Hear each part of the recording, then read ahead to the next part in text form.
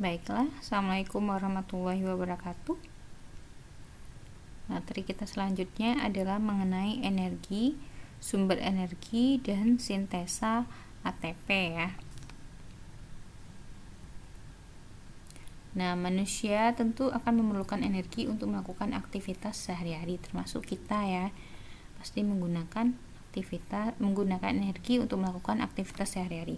Nah, bagaimana proses makanan yang kita makan bisa digunakan sebagai sumber energi. Nah, untuk hari ini akan kita pelajari pada materi ini. ATP, adenosin trifosfat, adalah suatu molekul yang memiliki ikatan berenergi tinggi yang merupakan bentuk penyimpanan energi di dalam sel. Jadi di dalam sel kita punya penyimpanan energi ya dalam bentuk senyawa ATP. Jadi sel akan senantiasa membentuk ATP untuk menyediakan energi untuk kebutuhannya, antara lain untuk berkontraksinya sel-sel otot ya. Termasuk kita belajar hari ini, kita juga menggunakan energi dalam bentuk ATP yang berada di dalam sel. Ini prosesnya ya, sintesis ATP. Maka untuk menghasilkan gerak atau energi aktivitas, kita harus memecahnya dulu dengan bantuan air H2O menjadi ADP tambah fosfor tambah energi. Daur ATP, energi yang digunakan sel pada umumnya adalah dalam bentuk adenosin trifosfat. Dan setiap sel mempunyai ATP untuk keperluan energinya. Hanya energi berupa ATP yang dapat digunakan sebagai energi oleh sel. Ya, kira-kira organel sel apa ya yang berperan dalam pembentukan sintesa ATP di dalam sel? Ada yang tahu? Silakan jawab di kolom chat WA ya. Organel sel yang berperan dalam proses sintesa ATP. Selanjutnya, nah kita kalau makan ada sumber proteinnya, karbohidrat, serta lemak. Nah, supaya bisa dicerna oleh tubuh dan bisa dijadikan sebagai sumber energi, maka harus diubah terlebih dahulu menjadi menjadi senyawa bermolekul kecil ya, seperti protein menjadi asam amino, karbohidrat menjadi sugar, gula, lemak menjadi gliserol dan asam lemak. Kemudian sampai ke tahapan glikolisis, mengubah glukosa menjadi asam pirufat. Dari asam pirufat diubah menjadi asetil-CoA, masuk ke daur Krebs atau daur asam sitrat, dan terakhir di rangkaian transport elektron untuk menghasilkan energi dalam bentuk ATP ya. Metabolisme itu sendiri karena makhluk hidup melakukan reaksi-reaksi kimia di dalam tubuhnya yang dikenal dengan nama metabolisme. Dan metabolisme ini ada dua jenisnya.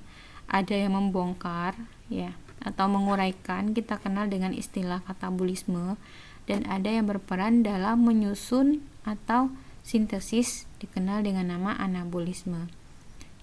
Contoh katabolisme, respirasi ya. Respirasi ini ada dua, ada yang menggunakan oksigen, respirasi aerob, dan ada yang tidak menggunakan oksigen, namanya respirasi anaerob. Begitu juga dengan anabolisme, penyusunan ya, contohnya peristiwa fotosintesis. Ini sama yang seperti yang saya jelaskan tadi. Kita bahas katabolisme ya, reaksi penguraian. Kalau penguraian itu berarti dari mengurai senyawa kompleks menjadi senyawa yang lebih sederhana ya. Respirasi ini tujuannya adalah untuk menghasilkan energi dalam bentuk ATP tadi, dan terdiri atas dua, aerob dan anaerob ya. Aerob memerlukan oksigen dan anaerob tidak memerlukan oksigen dalam reaksinya. Respirasi aerob terdiri dari 3 tahap ya. Glikolisis, biasanya nanti ada yang tulis 4 atau 3 tahap ya. Intinya nanti setelah glikolisis itu ada DO, dekarboksilasi oksidatif. Setelah dekarboksilasi oksidatif itu masuk ke siklus Krebs. Setelah daur Krebs masuk ke sistem transport elektron. Sementara respirasi anaerob ada fermentasi alkohol dan fermentasi asam laktat. Respirasi aerob contohnya glikolisis ya, siklus Krebs dan transport elektron. Glikolisis, perhatikan dia menghasilkan ATP yang warna kuning itu. Siklus Krebs juga menghasilkan ATP, 2 ATP. Transport elektron ini paling banyak menghasilkan 34 ATP. Jadi total energi yang dihasilkan di dalam tubuh jumlahnya ada berapa? Glikolisis ada 2, siklus Krebs ada 2, transport elektron ada 34, jumlahnya ada 38.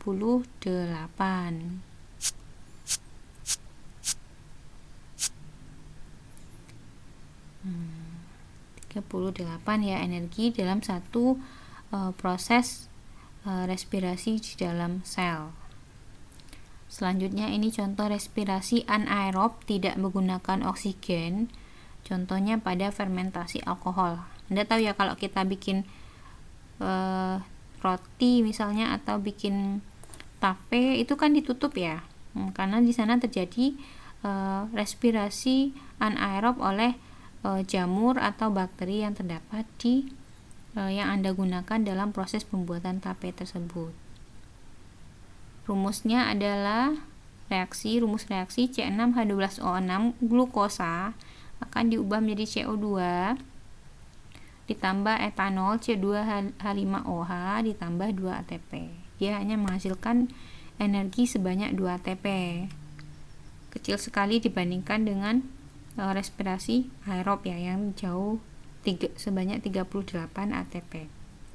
Dan ini disesuaikan dengan besar makhluk hidupnya ya. Kalau jamur atau bakteri mungkin hanya butuh sedikit energi untuk pergerakannya, sementara manusia yang tubuhnya besar juga akan membutuhkan lebih banyak energi untuk pergerakannya. Kemudian ini fermentasi asam laktat ya. Selain fermentasi alkohol juga ada fermentasi asam laktat. Biasanya ini pada hewan ya. C6H12O6 menjadi C3H6O3 itu asam laktat dan menghasilkan 2 ATP. Nah, contohnya proses fermentasi asam laktat ini bisa terjadi pada manusia. Contohnya ketika Anda sedang melakukan olahraga. Tidak mengatur pernafasan baik pada saat berolahraga menyebabkan oksigen di dalam tubuh menjadi sedikit, sehingga sel akan melakukan respirasi secara anaerob.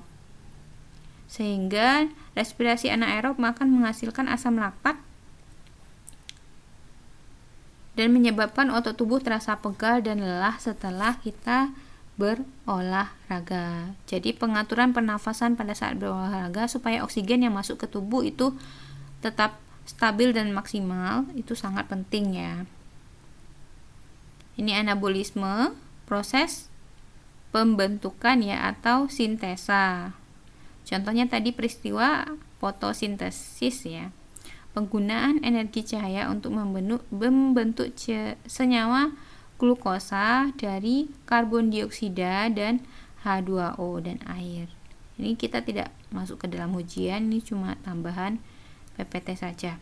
Jadi kita fokus kepada proses katabolisme ya. Sekian dari saya. Terima kasih atas perhatiannya.